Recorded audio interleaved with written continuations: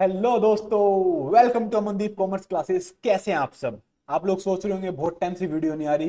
यार थोड़ा initial phase है तो काम थोड़ा ज्यादा है, इसलिए वीडियो शूट नहीं हो पा रही थी। बट आप लोगों के लिए मैं एक बहुत अच्छी सीरीज लेकर आया हूं जिसका नाम है डीजे सीरीज। इसके अंदर मैं 11th के फर्स्ट टू 20th चैप्टर तक सारे चैप्टर के सारे कॉन्सेप्ट्स में आपको समझाने वाला हूं। तो मेरे साथ इस पूरी सीरीज में बने रहिए। 11th क्लास आपकी ऑनलाइन ही ऑनलाइन खत्म कर देंगे विदाउट एनी कॉस्ट। तो बस दिक्कत क्या है, आपको बने रहना है और आपको अपना हार्डवर्क और अपने एफर्ट्स डालने पड़ेंगे, तभी मेरे एफर्ट्स आपके काम आएंगे। और दोस्तों, फॉलो करना मत भूलना, क्योंकि आप फॉलो करोगे तभी मेरी मोटिवेशन बढ़ेगी और मैं आपके लिए और अच्छी अच्छी वीडियोस लेकर आऊंगा। तो चलो हम चलते हैं आगे। आज हम चैप्टर नंबर फर्स्ट स्टार्ट कर रहे हैं, जो है इंट्रोडक्शन ऑफ अकाउंटिंग। इसमें हम टोटल 6 कॉन्सेप्ट्स को पढ़ेंगे। Accounting, branches of accounting, book keeping, accounting, accountancy, accounting information, users of accounting information. ठीक है जी, अच्छे से समझना, पूरा चैप्टर क्लियर हो जाएगा। बस आपको एक बार जस्ट बुक से रीड करना रहेगा। ठीक है जी। सबसे पहले हम कॉन्सेप्ट नंबर 1 स्टार्ट कर रहे हैं। कौन कौन सा जी? कॉन्सेप्ट नंबर 1, जिसे हम बोलते हैं अकाउंटिंग। अकाउंटिंग क्या होता है, उससे पहले यह समझना जरूरी है अकाउंटिंग क्यों होता है। समझ रहे हो मेरी बात को? क्यों पढ़ना बहुत जरूरी है। एग्जाम्पल लेते हैं। ये है जी मिस्टर राजू। कौन है जी? मिस्टर राजू। इसने एक स्टेशनरी का बिजनेस स्टार्ट किया। ठीक है सर, समझ आ गई इसमें क्या दिक्कत है? यार स्टेशनरी के बिजनेस में इसने 5 लाख रुपया लगाया। ठीक है सर। अब यार इसने स्टार्ट किया अपना बिजनेस 1 अप्रैल को। कब किया जी? 1 अप्रैल 2025 को। अब जी इस दिन इसने बहुत सारी ट्रांजेक्शन करी सर। जैसे भाई इसने रेंट दिया। ठीक है सर, एडवांस में रेंट चला गया। भाई ये बुक्स खरीद के लाया। ठीक है सर, बेचनी तो खरीदनी पड़ेगी। भाई ये पेन्स खरीद के लाया। ठीक है सर। फिर ऐसी 2 अप्रैल आया, इसने उस दिन थोड़ी सी सेल करी। सेल करने के बाद इसने थोड़ा सा लोगों को कमीशन दिया, इसने थोड़ा एडवर्टीजमेंट पे खर्च करा। ठीक है। ऐसी 2 तारीख से लेके 31 मार्च 2026 तक इसने ऐसी बहुत सारी ट्रांजेक्शन करी, जो डेली बेसिस पे करी। अब भाई 1 साल बीत गया। एक बात बताओ, जो एक बंदा धंधा कर रहा है, बिजनेस कर रहा है, क्या 1 साल बाद उसको ये जानने का अधिकार तो है ना कि मैंने क्या कमाया, क्या लुटाया? मतलब कि कितना तो मेरा प्रॉफिट हुआ या मेरा कितना लॉस हुआ, उसको ये जानना है। बट यार अब एक बात बताओ, राजू ने तो कुछ करा ही नहीं है ऐसा। मतलब बस वो ट्रांजेक्शन करता चला गया, बिजनेस करता चला गया। अब वो बैठा है, अब वो याद कर रहा है, मेमोराइज कर रहा है यार 1 अप्रैल को कितना खरीदा था, किस दिन क्या दिया था। कंफ्यूज, वो निकाल ही नहीं पाएगा कि तो उसने कितना कमाया कितना नहीं कमाया। समझ रहे हो मेरी बात को? तो यहां जन्म होता है अकाउंटिंग का। यहां जन्म होता है अकाउंटिंग का। ठीक है जी। अब अकाउंटिंग ने इस प्रॉब्लम को सॉल्व कैसे करा? देखो, सबसे पहले डेली बेसिस पे डेली बेसिस पे वो ट्रांजेक्शन्स कर रहा था। तो उसने क्या करा, जो वो ट्रांजेक्शन कर रहा था ना, बस एक रजिस्टर बनाया जिसमें उसने डेट वाइज सारी ट्रांजेक्शन लिखना शुरू कर दिया। क्या शुरू कर दिया? लिखना। एक रजिस्टर बनाया कि भाई 1 अप्रैल को मैंने ये करा, ये करा, ये करा। फिर 2 अप्रैल को मैंने ये करा, ये करा, ये करा। 3 अप्रैल को मैंने ये करा, ये करा, ये करा, सो ऑन सो ऑन। इसने एक रजिस्टर बना दिया, उस रजिस्टर में सारी चीजें लिखना शुरू कर दिया डेली बेसिस पे कि 1 अप्रैल को मैंने इतनी ट्रांजेक्शन करी, ये गया मेरे पास से, ये आया। ठीक है जी। इसे हम बोलते हैं जी अकाउंटिंग। क्या बोल इसे हम बोलते हैं जी रिकॉर्डिंग, सॉरी, इसे हम बोलते हैं रिकॉर्डिंग। उसने रिकॉर्डिंग करना शुरू कर दिया। क्लियर हुई बात कि रिकॉर्डिंग करना शुरू किया? ठीक है सर। फिर आगे सॉल्व कैसे हुआ? पर्पज रिकॉर्डिंग से थोड़ी ना प्रॉफिट एंड लॉस पता चलेगा। अरे आ रहा हूं यार। सबसे पहले उसने करा रिकॉर्डिंग। क्या करा जी? रिकॉर्डिंग, वो भी डेली बेसिस पे करा। सेकंड नंबर पे देखो, उसने ना एक रजिस्टर के अंदर डेट वाइज उसने सब रिकॉर्ड कर दिया। अब यार एक ही रजिस्टर में एक डेट में सब कुछ रिकॉर्ड कर रखा है, तुम्हें कैसे पता चलेगा कि तुमने माल बेचा कितना, कितना माल बेचा है यार? एक पेज में 4 बार सेल रिकॉर्ड कर दी, अगले पेज में 5 बार सेल रिकॉर्ड कर दी। बंदा कब तक पलटता रहेगा? कब तक पता चलाएगा? नहीं पता चल पाएगा। तो इसने क्या करा, इस रजिस्टर में से, ये जो एक रजिस्टर था, इसमें से सबके अलग अलग अलग अलग अकाउंट बना दिए। भाई सेल डे एंड पे बैठ जाता है, मंथ एंड पे बैठ जाता है, वीक एंड पे बैठ जाता है, कि अपना रजिस्टर उठा लेता है और रजिस्टर में से सेल को अलग कर दिया। चलो भाई, मेरी इस हफ्ते में 5 लाख की सेल हुई, मेरे इस हफ्ते में 1 लाख के एक्सपेंस हुए, मैंने इस हफ्ते में इतना एफडी पे इंटरेस्ट कमा लिया, मैंने इस हफ्ते में ये कर लिया, मैंने इस हफ्ते में ये कर लिया, और सबको अलग अलग अकाउंटों में बांट दिया। कोई दिक्कत? उस रजिस्टर में से सबको अलग अलग अलग अलग बांट दिया। इसको बोलते हैं जी हम क्लासिफिकेशन। क्या बोलते हैं जी? क्लासिफिकेशन। हाँ सर, थोड़ा थोड़ा लग तो रहा है कि कुछ समझ में आने लगा है। पहले एक रजिस्टर में नोट किया, फिर डे एंड पे या वीक एंड पे या मंथ एंड पे किसी भी दिन बैठ के उसने उन सब में से सेग्रीगेट कर दिया, सारे डाटा को स्कैटर्ड कर दिया, सबको उसके उसके अकाउंट में भेज दिया। अच्छा सर, फिर उसके बाद इससे प्रॉफिट कैसे निकलेगा सर? देखो, थर्ड नंबर पे वो जो उसने सबके अलग अलग अलग अलग अलग अलग अकाउंट बनाए थे, सपोज करो उसने एक सेल का अकाउंट बनाया, एक परचेज का अकाउंट बनाया, एक एक्सपेंस का अकाउंट बनाया, ठीक है, और एक एसेट का अकाउंट बनाया। ठीक है जी, कोई दिक्कत? सेल मतलब कितना माल बेचा, परचेज मतलब कितना माल खरीद के लाया, कितना खर्चा करा, कितने एसेट खरीदे। बेटा एसेट का मतलब होता है कोई भी ऐसी चीज खरीद लो जो तुम्हारे फ्यूचर में अर्निंग कैपेसिटी बढ़ा रही है, लाइक मशीनरी, कंप्यूटर, फर्नीचर, पंखे, कुर्सी, चेयर, टेबल, ये सब एसेट्स होते हैं। ठीक है बेटा? अब इसने इन सबके अलग अलग अलग अलग अकाउंट बना दिए। ठीक है, अब इसने क्या करा, इसने अब एक रजिस्टर दोबारा बनाया, उसके अंदर क्या करा, यहां पे लिखा सेल, सेल में से अमाउंट उठा लिया 50 लाख, सॉरी यहां लिखा उसने सेल, सेल में से अमाउंट उठा लिया 50 लाख, यहां लिखा उसने परचेज, परचेज में से यहां से अमाउंट उठा लिया, फिर उसने एक्सपेंस लिखा, यहां डाल दिया, सेट लिखा, यहां ऐसे ही एक रजिस्टर के अंदर उसने सारे के सारे अकाउंट्स को लिख दिया कि सेल कितनी हुई, परचेज कितनी हुई। एक ही जगह पे हमारे पास हर अकाउंट का लेखा जोखा है, हर अकाउंट की समरी है। कोई दिक्कत? इसे हम बोलते हैं बेटा समराइजेशन। क्या बोलते हैं? समराइजेशन। उसने 3 काम करे, मेरे साथ जल्दी से रिवाइज करेंगे बेटा। सबसे पहले उसने करा रिकॉर्डिंग। क्या करा जी? रिकॉर्डिंग। डेली बेसिस पे ट्रांजैक्शन अपने एक रजिस्टर में रिकॉर्ड करी, फिर उन ट्रांजैक्शन को अलग अलग अकाउंट में भेजा, मतलब क्लासिफिकेशन करा। कोई दिक्कत? थर्ड नंबर पे इस क्लासिफिकेशन को उसने समरी बना ली एक। ठीक है, तो इसने करा समराइजेशन। क्या करा जी? समराइजेशन। फोर्थ नंबर पे बेटा समराइजेशन करके वो जो उसने एक समरी बनाई थी ना, ये जो एक समरी बना ली थी इसने, इस समरी को, इस समरी से निकल के आते हैं फाइनेंशियल स्टेटमेंट्स। क्या निकल के आते हैं जी? इस समरी के बेसिस पे बनते हैं financial statement. Sir financial statement क्या होता है? बेटा किसी भी कंपनी का प्रॉफिट एंड लॉस अकाउंट, बेटा किसी भी कंपनी की बैलेंस शीट, बेटा किसी भी कंपनी का कैश फ्लो स्टेटमेंट। सर ये तीनों ही समझ नहीं आया। अभी के लिए बस ये ध्यान रखो कि ये 3 चीजें बनती है। ठीक है, मैं पूरा डिटेल में बताऊंगा, पूरी अकाउंट पढ़ानी है, पूरा डिटेल में सब कुछ बताऊंगा। ठीक है जी, हमने समराइजेशन करा, समराइजेशन से हमें 3 चीजें मिली, प्रॉफिट एंड लॉस जिससे हमें प्रॉफिट या लॉस का पता चलता है, बैलेंस शीट जिससे हमें यह पता चलता है कि हमारे पास एसेट्स कितनी है, और लाइबिलिटी, लाइबिलिटी मतलब हमारे ऊपर उधार कितना है। कैश फ्लो स्टेटमेंट से हमें पता चलता है कि हमारी कंपनी या दुकान का कैश फ्लो कैसा है, हमारे पास कितना कैश पड़ा है, कितना बच रहा है, हमारे पास टोटल कैश इस साल में कितना आया। क्लियर है जी? तो ये 3 निकलते हैं हमारी फाइनेंशियल स्टेटमेंट्स। ठीक है जी, फाइनेंशियल स्टेटमेंट निकल गई। अब हम उन्हें बैठ के पढ़ रहे हैं। क्या कर रहे हैं? पढ़ रहे हैं कि इस साल हमने इतना खर्चा किया, इस साल हमें इतना प्रॉफिट हुआ, इस साल ये हुआ, इस साल ये हुआ। इसको हम बोलते हैं एनालिसिस। क्या बोलते हैं बेटा? एनालिसिस। फिफ्थ, अब जी हमने फाइनेंशियल स्टेटमेंट, हमने ये समरी बनाई, उसके बाद फाइनेंशियल स्टेटमेंट क्यों बनाए? लोगों को बताने के लिए ना कि हमारा कितना प्रॉफिट हुआ, कितना लॉस हुआ। भाई तुम्हारे घर वाले हैं उनको बताओगे, जो तुम्हारे ऑफिस में काम करते हैं उनको बताओगे, जो तुम्हारे बिजनेस के अंदर पार्टनर बने उनको सबको बताना भी तो है। उसे बोलते हैं बेटा इंटरप्रिटेशन। इंटरप्रिटेशन मतलब तुमने उनको अपने फाइनेंशियल स्टेटमेंट को एनालिसिस करके समझाया। क्या करा? समझाया, जो भी है हिंदी में समझाया। क्लियर है बेटा यहां तक? तो आपको समझ आया कि अकाउंटिंग क्या होती है। बेटा 5 चीजों को, सिर्फ और सिर्फ 5 चीजों को अकाउंटिंग कहते हैं।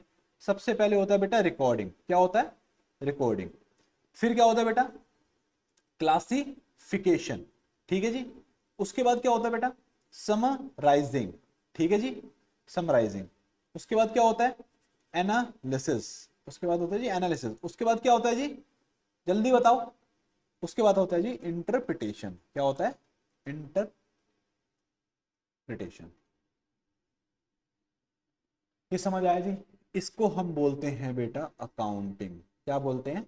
अकाउंटिंग। मेरे हिसाब से आपको बिल्कुल अच्छे से क्लियर होगा। चलो जी, अब हम चलते हैं बेटा दूसरे नंबर के कॉन्सेप्ट पे, कॉन्सेप्ट नंबर 2। ठीक है जी, branches of accounting, branches of accounting. मैं बेटा शॉर्ट फॉर्म लिख रहा हूं अकाउंटिंग की, आप मत लिखना कभी भी। बेटा 3 ब्रांचेस होती हैं, सिंपल सी, कुछ भी नहीं है। सबसे पहले होती है फाइनेंशियल अकाउंटिंग, फिर होती है बेटा कॉस्ट अकाउंटिंग, फिर होती है बेटा मैनेजमेंट अकाउंटिंग। बेटा फाइनेंशियल अकाउंटिंग क्या होती है? जो डेली तुमने खरीदा बेचा, जो भी असेट खरीदे, परचेज किया, लाइबिलिटी किया, वो होती है फाइनेंशियल अकाउंटिंग।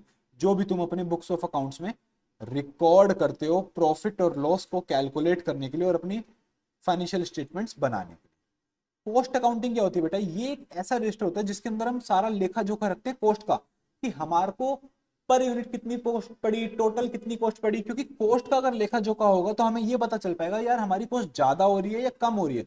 अगर हमारी कॉस्ट ज्यादा हो रही है तो हम थोड़े से डिसीजन लेके इस कॉस्ट को कम करने की कोशिश करेंगे। समझ गए? मैनेजमेंट अकाउंटिंग, बेटा मैनेजमेंट अकाउंटिंग कुछ नहीं है, थोड़ी ऐसी इंफॉर्मेशन होती है जो हमें मैनेजमेंट को देनी पड़ती है, जिससे मैनेजमेंट अपने डिसीजंस लेता है। समझ आया? 3 ब्रांचेस होती हैं, फाइनेंशियल अकाउंटिंग कोई दिक्कत, जिसके अंदर अपना हम नॉर्मल सेल परचेज वगैरह सारी अपनी बिजनेस की ट्रांजेक्शन सारी रिकॉर्ड करते हैं। कॉस्ट, कॉस्ट अकाउंटिंग में सिर्फ अपनी कॉस्ट रिकॉर्ड करते हैं कि कितनी कॉस्ट आई, ज्यादा आई तो हम डिसीजन ले सके कम करें। मैनेजमेंट अकाउंटिंग कुछ नहीं होता, सिर्फ और सिर्फ थोड़ी फाइनेंशियल इंफॉर्मेशन हमें बांट देनी होती है मैनेजमेंट को कि वो अपने कुछ डिसीजन ले सके। ठीक है बेटा, चलो जी, अब हम आते हैं नेक्स्ट कॉन्सेप्ट पे।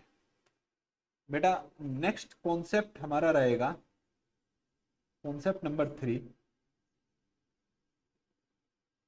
Book keeping. क्या होता है बुक कीपिंग? आप सबको पता है। आपको पता है ऊपर हम रिकॉर्डिंग करके आए हैं, सबसे पहले हमने अकाउंटिंग में क्या करी थी? रिकॉर्डिंग। डेली बेसिस पे ट्रांजैक्शंस को रिकॉर्ड करा था, उसे हम बोलते हैं बुक कीपिंग। मतलब अकाउंट्स की किताबों को लिखना, जो डेली बेसिस पे तुम नोट डाउन कर रहे हो ना, वो होती है बुक कीपिंग। समझ गए? बहुत अच्छी बात है। अब दोस्तों हमारे कॉन्सेप्ट नंबर 4 पे, ये अकाउंटेंसी क्या होता है? अकाउंटेंसी, बेटा accountancy is just a knowledge, is just a knowledge जिसके बेसिस पे अकाउंटिंग होती है, जिसके बेसिस पे अकाउंटिंग होती है। अकाउंटेंसी में बहुत सारे रूल, कायदे, कानून, नियम सब लिखा हुआ है कि अकाउंटिंग कैसे होनी है, उसके बेसिस पे अकाउंटिंग हो जाती है। ठीक है जी, एक बार ऊपर देखा जाए कोई कॉन्सेप्ट तो नहीं छूटा हमारा? बुक कीपिंग अकाउंटेंसी, चलो जी, नहीं अभी तक तो नहीं छूटा है जी। अब हम करेंगे बेटा कॉन्सेप्ट नंबर 5। ध्यान से समझना बेटा, ये अकाउंटिंग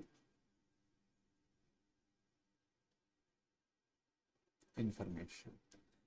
बेटा हमने ना अकाउंटिंग करी थी, अकाउंटिंग में तुम्हें याद होगा हमने क्या करा था? रिकॉर्डिंग करा था, हमने क्लासिफिकेशन करा था, हमने समराइजिंग करा था, हमने एनालिसिस करा था, हमने इंटरप्रिटेशन करा था। ये सब क्यों करा है?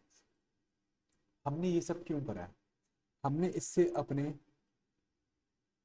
फाइनेंशियल स्टेटमेंट्स या इंफॉर्मेशन तैयार करी है। सर कैसी फाइनेंशियल स्टेटमेंट? इससे सबसे पहले तैयार होता है ट्रेडिंग एंड पीएनएल अकाउंट या फिर profit and loss statement. Sir इन दोनों में फर्क क्या है? कुछ नहीं बेटा, अगर कोई भी बिजनेस है वो कंपनी के फॉर्म में है तो उसमें प्रॉफिट एंड लॉस स्टेटमेंट बनती है, जिससे हम प्रॉफिट या लॉस कैलकुलेट कर पाते हैं कंपनी का। अगर कोई भी धंधा कंपनी के रूप में नहीं है, सोल प्रोप्राइटरशिप है, पार्टनरशिप है, कैसे भी बिजनेस है, तो उसके अंदर सबसे पहले ट्रेडिंग अकाउंट बनता है, फिर प्रॉफिट एंड लॉस अकाउंट बनता है, जिससे हम प्रॉफिट या फिर लॉस कैलकुलेट करते हैं। ठीक है, ये सब आप आके बहुत डिटेल में पढ़ोगे, बस अभी समझ लो फाइनेंशियल स्टेटमेंट या इन्फॉर्मेशन क्या होती है, जो अकाउंटिंग से बनती है, जिसमें हम सबसे पहली चीज बनाते हैं ट्रेडिंग या फिर प्रॉफिट एंड लॉस अकाउंट, या फिर कंपनी के केस में प्रॉफिट एंड लॉस स्टेटमेंट। ठीक है, ये बनती क्यों है? इससे हमें अपनी कंपनी का या बिजनेस का प्रॉफिट एंड लॉस पता चलता है। ठीक है दोस्तों, सेकंड नंबर पे हम क्या बनाते हैं? सेकंड नंबर पे दोस्तों हम बनाते हैं बैलेंस शीट। सर क्या होता है बैलेंस शीट? इतना बड़ा वर्ड क्यों लिख दिया? बेटा बैलेंस शीट, बैलेंस शीट से हमें हमारी कंपनी या बिजनेस के पता चलते हैं assets and liabilities. Sir assets क्या होता है समझा दो ना यार। अभी तुम्हें बताया, अगर कोई भी चीज तुम्हारी कंपनी की अर्निंग कैपेसिटी बढ़ा दे, अर्निंग कैपेसिटी बढ़ा दे, तो वो होते हैं एसेट्स, समझ गए, जिनसे तुम बिजनेस कर पाते हो। लाइक पंखे, फर्नीचर, कंप्यूटर, मशीनरी, टेबल, ये सब क्या है, ये एसेट्स है। समझ गए, और डिटेल में समझेंगे, आगे चैप्टर्स आएंगे, बस अभी समझ लो ये एसेट्स ये होते हैं। हमें बैलेंस शीट बना के पता चलता है कि कंपनी के पास कितने एसेट्स हैं और कंपनी के पास कितनी लाइबिलिटीज। बेटा लाइबिलिटीज कुछ नहीं होता, कंपनी के ऊपर कितना उधार है, सिंपल एक वर्ड के अंदर बैलेंस शीट से हमें ये पता चलता है। बेटा तीसरे नंबर पे हम बनाते हैं cash flow statement. Cash flow statement से हमें कंपनी की कैश पोजीशन पता चलती है कि कंपनी ने इस साल में कितना कैश का लेन देन किया, कितना कैश पेंडिंग है, कितना कैश शुरुआत में था साल के। सिंपल सी बात है, समझ आ गया जी। ये होती है आपकी अकाउंटिंग इंफॉर्मेशन तीन चीजों में। सबसे पहले प्रॉफिट एंड लॉस अकाउंट, दूसरा बैलेंस शीट, तीसरा कैश फ्लो स्टेटमेंट। क्लियर है जी, इनको हम फाइनेंशियल स्टेटमेंट्स भी बोलते हैं। अब सर एक चीज बताओ हमें कि जो फाइनेंशियल इंफॉर्मेशन या अकाउंटिंग इंफॉर्मेशन है ये क्यों बनाते हैं। बेटा ये इनके यूजर्स के लिए बनाते हैं। इनको यूज सर कौन यूज करते हैं, देखो बेटा ये दो जगह यूज होती है, या तो ये एक्सटर्नली यूज होती है बिजनेस के बाहर, या फिर ये बिजनेस के अंदर यूज होती है। सर कैसे कैसे कैसे, चलो सबसे पहले समझते हैं बेटा इंटरनली कैसे यूज होती है। सबसे पहले क्या समझते हैं बेटा, इंटरनली कैसे यूज होती है। इंटरनली बेटा दो लोग होते हैं जो इस तुम्हारी अकाउंटिंग इंफॉर्मेशन को यूज करते हैं। सबसे पहले ओनर्स, जिन्होंने बिजनेस बनाया, जिन्होंने बिजनेस खोला, वो क्या होते हैं, ओनर्स। ओनर्स क्या करते हैं बेटा, अपनी अकाउंटिंग इंफॉर्मेशन को लेते हैं और देखते हैं भाई कितना प्रॉफिट है, कितना लॉस है, कितने एसेट्स हैं, कितने लाइबिलिटी हैं, कैश फ्लो कैसा है। इससे क्या होगा यार, उन्होंने अपनी कैपिटल लगाई है, उन्होंने अपना धन लगाया है बिजनेस को बनाने में, तो वो ये तो देखेंगे ना कि उन्हें रिटर्न मिला या नहीं मिला, उन्हें कुछ पैसा बन के मिला या नहीं मिला, या फिर उन्हें लॉस हुआ। अगर उन्हें पता चलेगा भाई लॉस हुआ तो वो कुछ अलग तरीके के डिसीजंस लेंगे, अपनी स्ट्रेटेजी चेंज करेंगे बिजनेस को करने की, और अपने आप को प्रॉफिट में कन्वर्ट करेंगे। अगर प्रॉफिट हुआ तो ये सोचेंगे अगले साल इससे ज्यादा प्रॉफिट हमें कैसे करना है, इसलिए ओनर्स को तो बहुत जरूरी है। दूसरा बेटा होता है मैनेजमेंट। बेटा मैनेजमेंट है ना कुछ तरीके के डिसीजन लेती है, like pricing decisions. Sir pricing मतलब कि एक प्रोडक्ट का प्राइस कितना रखना है। अब मैनेजमेंट के पास अकाउंटिंग इंफॉर्मेशन गई, मैनेजमेंट ने देखा यार हमारा प्रॉफिट तो बड़ा कम है, मतलब हमारा माल कम बिका, क्यों बिका, क्योंकि हमारे प्राइस हाई है। तो मैनेजमेंट क्या करेगी, अपने प्राइस को थोड़ा डिक्रीज करने की कोशिश करेगी, कॉस्ट को थोड़ा कम करेगी, जिससे कि वो अपने प्राइस को कम कर पाए और उनका माल ज्यादा बिके। समझ आया। सबसे पहले होते हैं इंटरनल यूजर्स, जो दो होते हैं, ओनर्स और मैनेजमेंट। ठीक है सर, ये तो बहुत अच्छे समझ आ गया सर, बहुत अच्छे, मजा आ गया। सेकंड होते हैं बेटा एक्सटर्नल यूजर्स। एक्सटर्नल यूजर में कौन होता है भाई, सबसे पहले एक्सटर्नल यूजर में कौन होता है, बैंक या फिर लेंडर्स। लेंडर्स मतलब जो उधार देते हैं, जो उधार देते हैं। ठीक है, बैंक्स क्या करते हैं बेटा, हम बैंक के पास जाते हैं लोन मांगने। अब वो लोन किस बेसिस पे देते हैं, अगर हमारी कंपनी प्रॉफिट में है या हमारी कंपनी में दम है तो वो हमें लोन देंगे। अब ये प्रॉफिट या दम का कैसे पता चलाएंगे, हमें इनको अपनी अकाउंटिंग इंफॉर्मेशन देनी पड़ेगी, जिसको एनालाइज करेंगे और ये पता चलाएंगे कि इनको अगर मैं लोन दूं तो क्या ये मेरे को वापस करेंगे या नहीं करेंगे, क्या ये मेरा इंटरेस्ट दे पाएंगे। क्लियर है जी, कोई दिक्कत है यहां तक आपको, कोई दिक्कत होनी तो नहीं चाहिए। बेटा सेकंड आते हैं एम्प्लॉइज।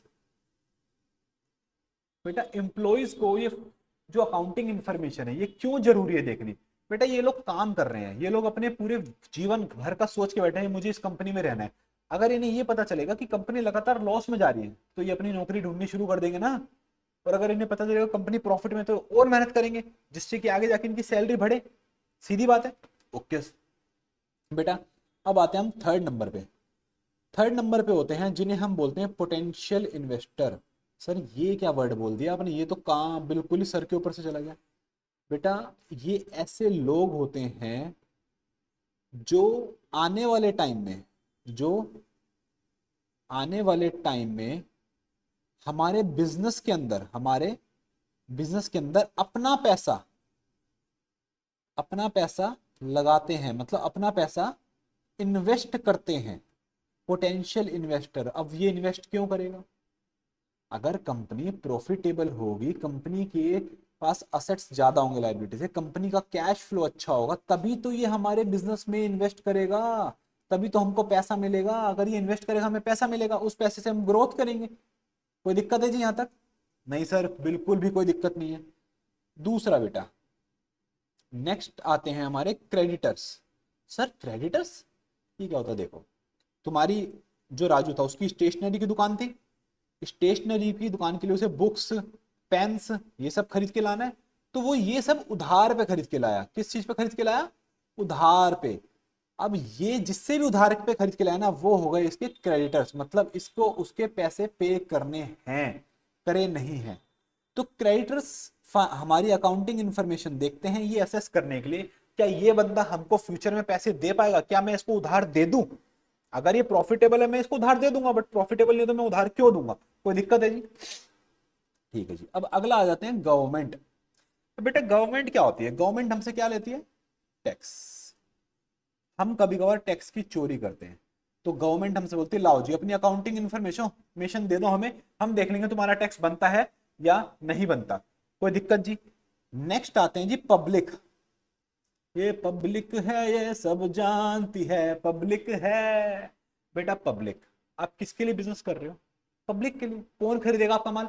पब्लिक खरीदेगी। पब्लिक अगर आपकी अकाउंटिंग इन्फॉर्मेशन देखेगी तो आपको समझ पाएगी कि आप बिजनेस कैसे कर रहे हो। अगर आप प्रॉफिटेबल हो तो कंपनी को समझ आ रहा है कि आप कुछ अच्छा माल बेच रहे हो।